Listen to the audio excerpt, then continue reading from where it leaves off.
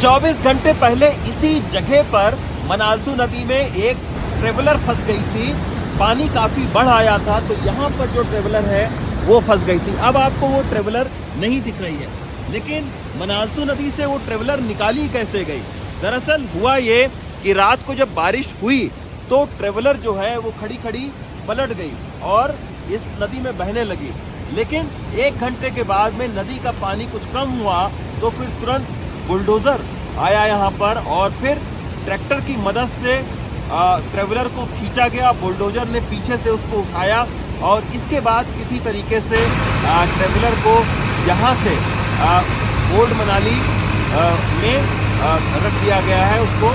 और अब हालात ये हैं ओल्ड मनाली के कि ये आप देखिए, ये ब्यास नदी की जो सहायक नदी है मनालसू, वो देखिए कितनी तेज इसका बहने का रफ्तार है और इतना पानी है इसमें, क्योंकि 3 दिनों से लगातार बारिश हो रही है।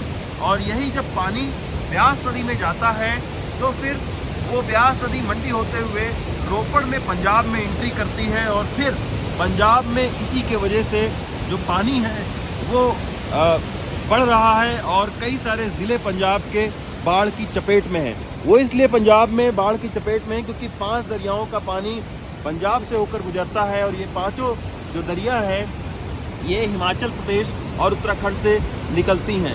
और चूँकि हिमाचल प्रदेश में लगातार बारिश हो रही है, बहुत तेज़ बारिश हो रही है, 3 दिन से भीतर बारिश हो रही है, तो उसके वजह से जो नदियों का जलस्तर है वो काफ़ी बढ़ गया है। और यही वजह है कि वो चाहे यमुना नदी हो जो कि बंदरपुर से निकलती है, वहाँ पर भी चूँकि ऊपर बारिश हो रही है तो यमुना नदी ने दिल्ली में अभी बाढ़ के हालात पैदा कर दिए हैं। और इसके बाद में ब्यास, रावी, सतलुज, ये सारी जो 5 नदियां हैं इन्होंने पंजाब में कई सारे ज़िलों में बाढ़ के हालात पैदा कर दिए हैं। वो इसलिए कर दिए हैं क्योंकि पहाड़ों पर लगातार बारिश हो रही है। बीते 3 दिनों से मैं कुल्लू मनाली में हूँ, अलग अलग जगहों पर जाता रहा हूँ, यहाँ बारिश रुकने का नाम नहीं ले रही है।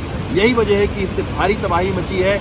आज लैंडस्लाइड होने की वजह से 5 लोगों की मौत हो चुकी है और इस तरीके से अलग अलग कई सारी लैंडस्लाइड की घटनाएं हुई हैं।